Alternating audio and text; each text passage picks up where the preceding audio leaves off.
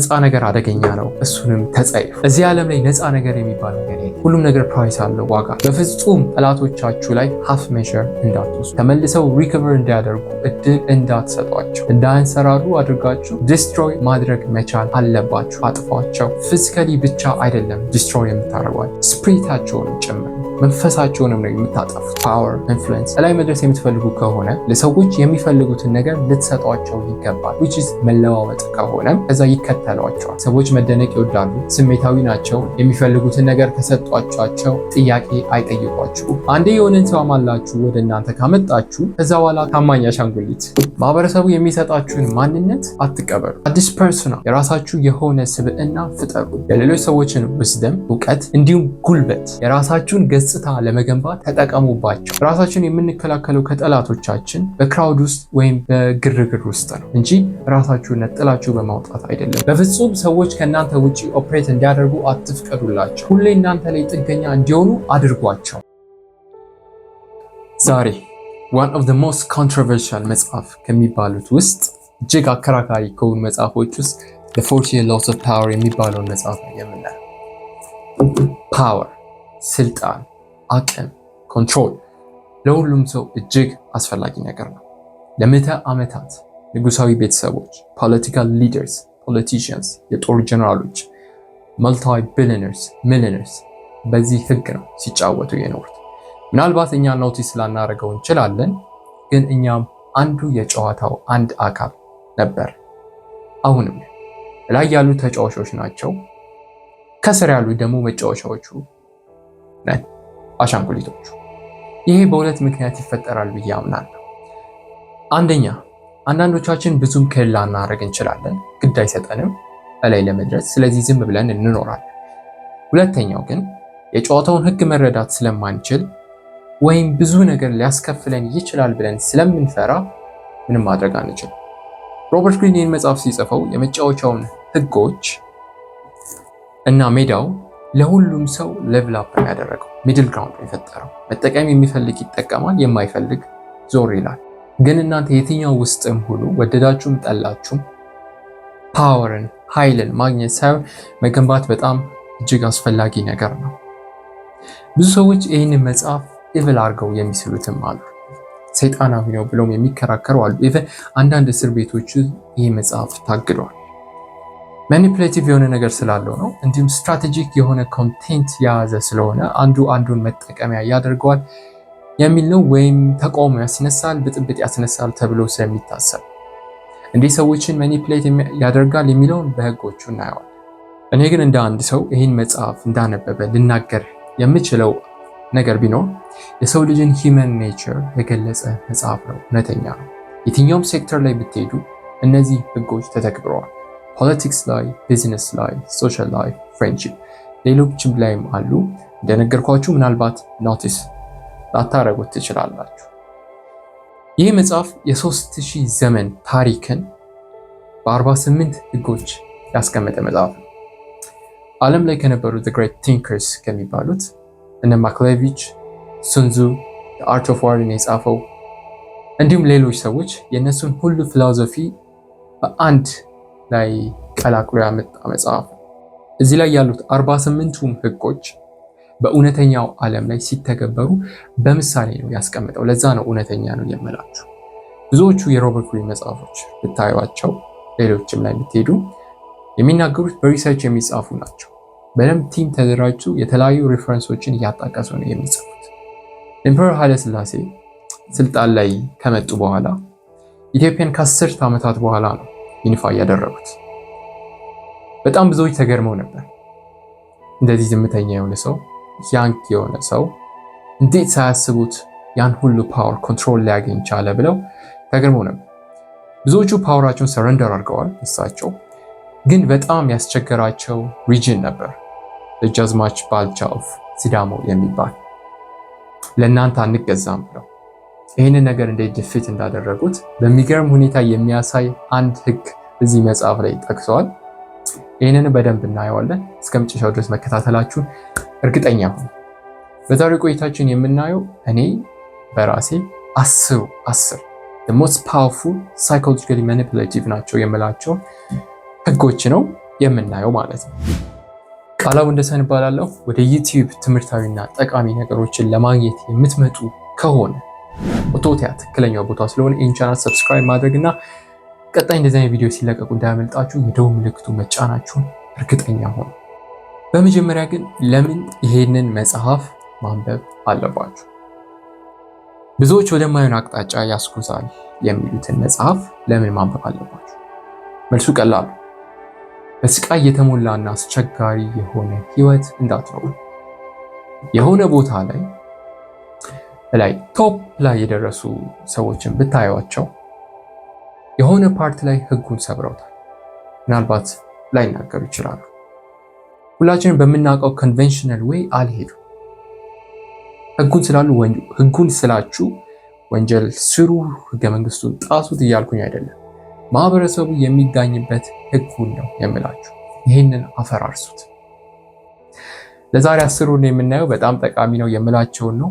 ኦርደሩ ምናልባት የተዘበራረቀ ነው፣ ግራ እንዳትጋቡ። ከመጨረሻው ነው የምንጀምረው። 48ኛው ህግ አሲም ፎርምለስነስ። ይሄ ከድሮ ፊሎሶፊ የተገኘ ህግ ነው እንጂ ማርሻል አርት ላይም አለ። ምንድነው ሐሳቡ? ውሃ ምንም አይነት ሼፕ የለውም። ብርጭቆ ውስጥም ብታረጉት፣ ጠርሙስ ውስጥም ብታረጉት የሰጣችሁትን ቅርጽ ነው የሚይዘው። በተመሳሳይ ሁኔታ እላይ መድረስ ከፈለጋችሁ፣ ፓወርፉል መሆን ከፈለጋችሁ እንደ ውሃ አዳፕት ማድረግ መቻል አለባችሁ። ሪጅድ ከሆናችሁ፣ ሁሌ አንድ አይነት ኦርደርን የምትከተሉ ከሆነ በጠላት የመጠቃት እድላችሁ ከፍተኛ፣ ትወድቃላችሁ። ፍሌክሲብል ከሆናችሁ ግን፣ ተለዋዋጭ ከሆናችሁ ጠላቶቻችሁ የእናንተን ቪዥዋል ፕላን ለማጥናት አይችሉም፣ ምክንያቱም ስለምትቀያየሩ። ፍሌክሲብል የሆኑት ናቸው ዶሚኔት የሚያደርጉት። ዓለም ላይ ብዙ ኢምፓየሮችን ወደኋላ ሄዳችሁ ብታዩ የወደቁበት ምክንያት አዳፕት ማድረግ ስላልፈለጉ። መሪዎች የሚወድቁት ሪጂድ የሆነ ሀሳብ ይዘው ይመጣሉ። ያ ካልሆነ አይሆንም ይላሉ። በቀላሉ ፕሬዲክት ስለሚደረጉ ይጠቃሉ። ብዙዎቹ በመካከለኛው ምስራቅ ላይ የነበሩ መሪዎች የወደቁበት ምክንያት ይሄ ነው። ቢዝነሶች የሚወድቁት ከድሮ ሀሳብ መላቀቅ ስለሚያቅታቸው። ፓወርፉል መሆን ከፈለጋችሁ ኮንስታንትሊ መቀየር መቻል አለባችሁ። ራሳችሁን ሪኢንቨንት ማድረግ መቻል አለባችሁ። ምንም ነገር ሰርቴን እንዳልሆነ፣ እያንዳንዱ ነገር እንደሚቀያየር፣ ምንም አይነት ህግ ፊክስድ እንዳልሆነ ተረድታችሁ እንደ ውሃ ፎርምለስነስን የምትይዙ ከሆነ፣ የምትቀያየሩ ከሆነ ማንም ሰው እናንተን ፕሪዲክት ማድረግ ስለማይችል፣ ተገማች ስላልሆናችሁ በቀላሉ እላይ ትደርሳላችሁ። ማንም እናንተን ሊቆጣጠር አይችልም። እላይ ለመድረስ ወይም ሌሎችን ለመቆጣጠር ጠንካራ መሆን አይጠበቅባችሁ። ጌሙን፣ ጨዋታውን እንዴት እንደምትጫወቱት ብቻ መረዳት በቂ ነው። አንዳንዴ እኮ የሆነ ትልቅ ቦታ ላይ ትልቅ ፖዚሽን ላይ የደረሱ ሰዎችን አይታችሁ ተገርማችሁ አታውቁም? ላይክ እንዴት ይሄ ሰውዬ እዚህ ደረሰ? ከዚህ እኮ የተሻለ በጣም ብዙ ሰዎች ነበሩ፣ ብዙ በትምህርት የሚበልጡት ነበሩ፣ ግን እንዴት እዚህ ደረሰ ትላላችሁ። በጣም የሚገርመው ነገር ፍጥነታቸው ቅጽበታዊ ነው። ማለት እንዴት 7 ፖዚሽኖችን አልፈው በዚህ አጭር ጊዜ እዚህ እንደደረሱ ራሱ ግራ ያጋባቸዋል። ለምን መሰላችሁ? እነዚህ ሰዎች እንደነገርኳችሁ ተለዋዋጭ ናቸው። ሌሎችም ሰዎች ፕሪዲክት አያደርጓቸውም፣ አያስተውሏቸውም። ምክንያቱም ምንም ተጨባጭ ነገር የላቸውም። በስራው ላይ ፕሮዳክቲቪቲ ባዝ የሚባል ነገር አለ። 2 አይነት ሰራተኞች አሉ። አንዳንድ ሰራተኞች ግርግር መፍጠር ይወዳሉ፣ እዚህም እዛም ዶሚኔት ያደርጋሉ። ስብሰባ ላይ ምናምን ኩልተው ይታያሉ። ከላይ ሲታዩ ስራውን የሚሰሩት እነሱ ናቸው፣ አለቆቹ የሚያዩት እነሱን ነው። ሌሎች ሰራተኞች ደግሞ አሉ፣ ዝም ብለውን የሚሰሩት፣ ስራቸው ላይ ብቻ ትኩረት ያደርጋሉ፣ ታታሪ ናቸው። ግን እነዚህ ከሌሉ ስራው አይሰራም። የስራው ዋናው ባክቦኖቹ እነዚህ ናቸው። ግን በሚያሳዝን ሁኔታ ግርግር የሚፈጥሩት ናቸው ትልቅ ፖዚሽን ላይ የሚደርሱት። ስለዚህ ጠንካራ መሆን ብቻ በቂ አይደለም። እንዴት እንደምትጫወቱ ማወቅ አለባችሁ። እዚህ ላይ አንድ ሀሳብ ላንሳ። ሮበርት ሲያወራ አክቹሊ ይሄ ነገር ብዙ ሴክተሮች ላይ አለ። ፖለቲክስ ላይ፣ ኢኮኖሚክስ ላይ፣ ሌሎችም ላይ ማለት ነው። ቢዝነስ ማለት ቼዝ ነው አለ። ቼስ ተጫውታችሁ የምታውቁ ከሆነ ወይም የምትጫወቱ ሰዎች እንደምታውቁት ቼስ ጨዋታ የአንድ ሙቭመንት ጨዋታ ብቻ አይደለም። እያንዳንዱ ሙቭመንት፣ እያንዳንዱ እንቅስቃሴ ጨዋታውን እስኪያልቅ ድረስ ማየት መቻል አለባችሁ። ኮንስታንትሊ ኦብዘርቭ ማድረግ መቻል አለባችሁ። አንድ ሙቭመንት ተቀናቃኛችሁ ሲያንቀሳቅስ የሆነ ቦታ ክፍተት ፈጥሯል ወይም የሆነ ነገር ሸፍኗል። ብቻ አንዱ እንቅስቃሴ ሁሉንም ነገር አፌክት ያደርገዋል። በዚህ መሃል የሆነ ስህተት ሲሰራ ፕሮባብሊ ይሰራል፣ ሊሰራ ይችላል። ይህንን ነገር በደንብ መለየት የምትችሉ ከሆነ ይህንን ስህተት ለእናንተ ትጠቀሙታላችሁ። ከዛ በኋላ ከጨዋታው ታሰጡታላችሁ ተቀናቃኛችሁ። ቢዝነስ ማለት ቼዝ ነው። ስህተት እስኪሰራ ትጠብቃላችሁ። ስህተቱን ከሰራ በኋላ ታስወጡታላችሁ። 40ኛው ህግ ላይ ስንመጣ ስፓይስ ፍሪ ላንች፣ ነፃ ነገር አደገኛ ነው፣ እሱንም ተጸይፉ። እዚህ ዓለም ላይ ነፃ ነገር የሚባል ነገር የለም። ነፃ ነገር የለም። ሁሉም ነገር ፕራይስ አለው፣ ዋጋ አለው። ነፃ ነገር ሲባል ራሱ ቃሉ ራሱ ደስ ይላል።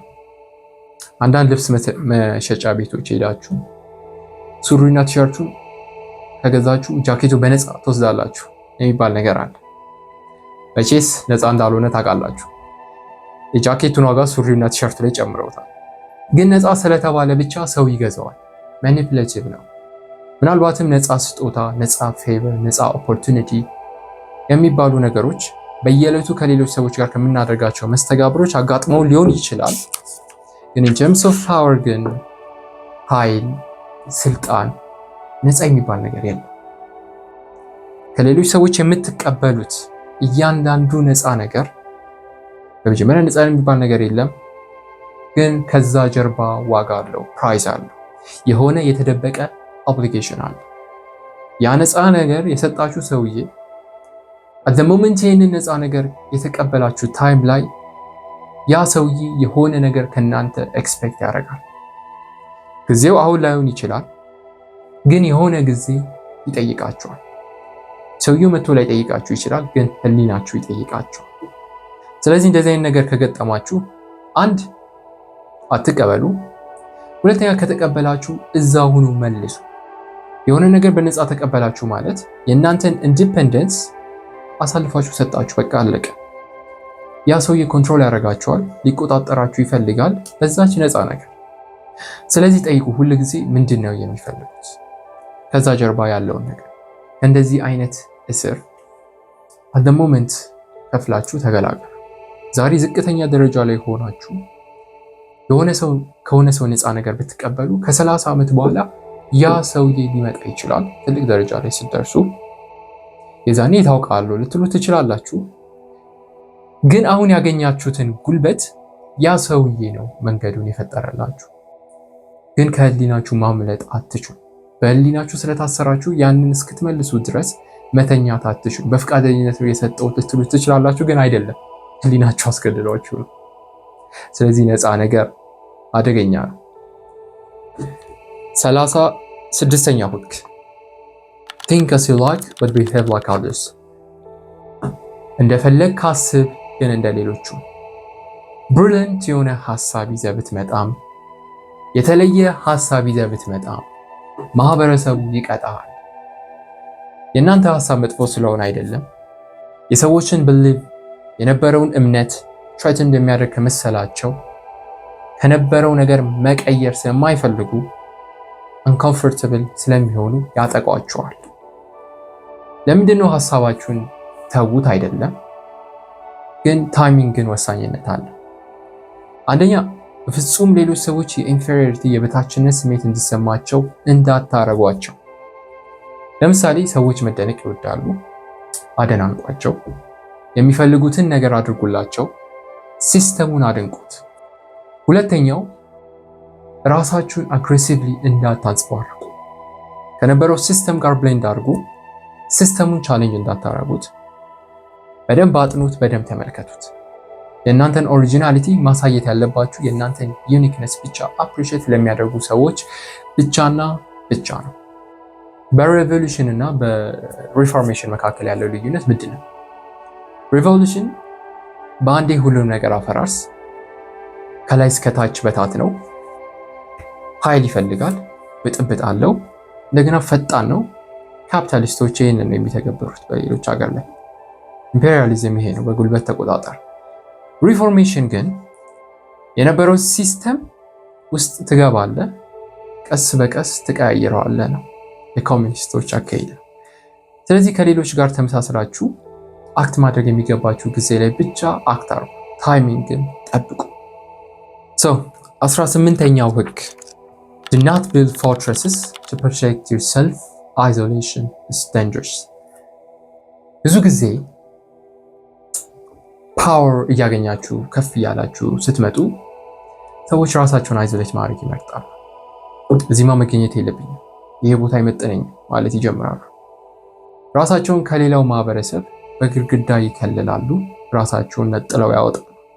ራሳቸውን በፎርትረስ ውስጥ ፕሮቴክት ማድረግ በጣም ሴፍ የሆነ ነገር ሊመስል ይችላል። ምናልባትም አንተችብል የሆናችሁ ሊመስላችሁ ይችላል። የማንነካ ሊመስላችሁ ይችላል፣ የማትነኩ ግን እንደዚህ አይነት አካሄድ ጭራሽ ጠላቶችን እያፈራችሁ ራሳችሁን ታርጌት ውስጥ እያስገባችሁ ነው የምትመጡት። የማይነካ የመሰላቸው ብዙ ሰዎች ሲወድቁ አይተናል። ማንም አንተችብል አይደለም። ራሳችሁን አይዞሌት ማድረግ እንድትጠቁ ያደርጋል። ስለዚህ ራሳችንን በሰዎች መክበብ ነው ያለብን አማራጭ። ራሳችንን የምንከላከለው ከጠላቶቻችን በክራውድ ውስጥ ወይም በግርግር ውስጥ ነው እንጂ ራሳችሁን ነጥላችሁ በማውጣት አይደለም፣ ወይም ጠባቂዎች ስለኖራችሁ አይደለም። ራሳችንን በሰዎች ስንከብ ኢንፎርሜሽን ያመልጠናል። ስለዚህ እውነታውን አንሰማም። ኃይል ደግሞ ፓወር ደግሞ በመረጃ ላይ የተደገፈ ነገር ነው፣ በመረጃ ላይ የተመሰረተ ነገር ነው። እውነታውን ማወቅ መቻል አለብን። ስለዚህ ኮኔክሽናችሁን አጠናክሩ ነው 18ኛው ህግ የሚለው። 15ኛው ህግ ይህንን ብዙዎቻችሁ ታውቁታላችሁ። በእርግጠኝነት በተለያዩ መጽሐፎች ላይ የተቀያየሩ ተጽፈዋል። crush your enemy totally። እዚህ ላይ ብዙም ጊዜ አላጠፋም። ይህንን የሚያስረዳው በእሳት ነው። በእሳት ምሳሌ አድርጎ የሆነ ቦታ ላይ እሳት ተነስቶ ሙሉ በሙሉ ያንን እሳት ካላጠፋችሁት ለጊዜው የጠፋ ሊመስል ይችላል። ከተወሰነ ደቂቃ በኋላ ግን ያ እሳት ተመልሶ መቀጣጠል ይጀምራል። ስለዚህ ሙሉ በሙሉ ያ እሳት እንደጠፋ እርግጠኞች መሆን መቻል አለባችሁ። in terms of power ደግሞ በፍጹም ጠላቶቻችሁ ላይ half measure እንዳትወስዱ፣ ተመልሰው ሪከቨር እንዲያደርጉ እድል እንዳትሰጧቸው፣ እንዳንሰራሩ አድርጋችሁ ዲስትሮይ ማድረግ መቻል አለባችሁ። አጥፏቸው ነው የሚለው። እነዚህ ጠላቶች ሙሉ በሙሉ ካላጠፏቸው ከተዋቻቸው ህይወታቸውን ሙሉ እናንተን ለመበቀል ነው የሚሰሩት። እዚህ ጋር ምን ይላል መሰላችሁ? ቦዲያቸውን ብቻ ወይም ቦዲያቸውን ብቻ ፊዚካሊ ብቻ አይደለም ዲስትሮይ የምታረጓቸው፣ ስፕሪታቸውንም ጭምር መንፈሳቸውንም ነው የምታጠፉት። ምናልባት በዘመናዊ ዓለም ውስጥ ጠላቶቻችሁን የምታጠፉበት መንገድ ፊዚካል ዲስትራክሽን ላይሆን ይችላል፣ አካላዊ መንገድ ተጠቅማችሁ ላይሆን ይችላል። ግን የእነሱን ኢንፍሉዌንስ ተጽዕኖ ነው ኒውትራላይዝ የምታደርጉት። ግጭት ውስጥ ብትገቡ ያንን ግጭት ሳትጨርሱት በፍጹም እንዳትወጡ። ዛሬ ብትተዉት ተመልሰው የሆነ ጊዜ ላይ መምጣታቸው አይቀርም። ያኔ ደግሞ ሲመጡ ስላጠኗችሁ ድክመታችሁን ስለሚያውቁ ይጠቀሙታል፣ ያጠፏችኋል። 25ኛው ህግ recreate yourself። ማህበረሰቡ የሚሰጣችሁን ማንነት አትቀበሉ። አዲስ ፐርሶና የራሳችሁ የሆነ ስብዕና ፍጠሩ። ይህን ስትፈጥሩ የሰዎችን ትኩረት ወደ እናንተ የሚስብ መሆን መቻል አለበት። እንዲሁም ሊያሰለቻቸው አይገባም። የራሳችሁን ኢሜጅ ራሳችሁ ፍጠሩት ነው ባጭሩ። ይህንን ነገር የፊልም አክተሮች ይጠቀሙታል፣ ፖለቲሽያኖች ይጠቀሙታል፣ የስራ ፈጣሪዎች ይጠቀሙታል። ጥያቄው መሆን መቻል ያለበት እኔ ማን ነኝ ሳይሆን ማንን ነው መሆን ያለብኝ ነው። ባህሪ በጄኔቲክስ ውስጥ እንደሚተላለፍ የሚያሳዩ ብዙ ጥናቶች አሉ። ግን ሪል ፓወር የምትፈልጉ ከሆነ እንደማይተላለፍ አድርጋችሁ አክት ልታደርጉ ይገባችኋል። አባቱ አግሬሲቭ ስለሆነ ልጁም አግሬሲቭ ይሆናል ማለት አይደለም። ልጁ አግሬሲቭ እንዲሆን ያደረገው ትልቁ ተጽዕኖ ማህበረሰቡ ነው እንጂ ጄኔቲክስ አይደለም። ትልቁን ኢንፍሉዌንስ ማህበረሰቡ ይወስዳል ነው እንጂ ያልኩት ጄኔቲክስ ምንም አይነት ኢንፍሉዌንስ የለውም እያልኩኝ አይደለም። እዚህኛው ህግ ላይ ራሳችሁን ሪኢንቨንት ማድረግ ያለባችሁ የራሳችሁን ስብዕና ማህበረሰቡ የሰጠንን ነገር በመተው ራሳችንን ሪክሬት ማድረግ የሚጠቅመን ዋነኛው ምክንያት አንደኛው ሊሚቴሽኖቻችንን እንድናመልጥ ይረዳናል። ሁለተኛው እንደ አስፈላጊነቱ ማንነታችንን እየቀያየርን ሪዲዛይን ማድረግ እንችላለን። ምናልባት ለብዙዎቻችሁ ላይ ይዋጥላችሁ ይችላል። ከነ ኤክስ ጋር ስትሆኑ እንደነ ኤክስ ሁኑ፣ ከነ ዋይ ጋር ስትሆኑ እንደነ ዋይ ሁኑ ሲባል ግን ዓለም የሚሰራው በእንደዚህ አይነት መንገድ ነው። እውነታውን መቀበል መቻል አለብን። ፓወር ኢንፍሉዌንስ ላይ መድረስ የምትፈልጉ ከሆነ ለሰዎች የሚፈልጉትን ነገር ልትሰጧቸው ይገባል። which is መለዋወጥ ከሆነም ከዛ ይከተሏቸዋል። በባለፈው አይተናል፣ ብዙ ሰው ክሮስ ቼክ አያደርግም ብለናል። ቀጣዩ ህግ ሰባተኛው ህግ ላይ ነን። በዚህ መጽሐፍ ውስጥ ለእኔ ሁለተኛው ፌቨራይት ህግ ይሄ ነው። Let the others to do the work for you but always take the credit። ምናልባት ይህ ህግ ማኒፑሌቲቭ ሊመስል ይችላል። ሌሎች ሰዎችን ተጠቅማችሁባችሁ የምትጥሏቸው ነገር ሊመስል ይችላል። ግን ዞሮ ዞሮ ኮምፐንሴሽን ይወስዳሉ። አንደኛው ገንዘብ ነው። እውነተኛ ፓወር ኃይል ከፈለጋችሁ ሲስተሙን ነው ኮንትሮል ማድረግ ያለባችሁ እንጂ ሌበሩን ወይም የሚሰሩትን ሰዎች አይደለም። የሌሎች ሰዎችን ዊዝደም፣ እውቀት እንዲሁም ጉልበት የራሳችሁን ገጽታ ለመገንባት ተጠቀሙባቸው።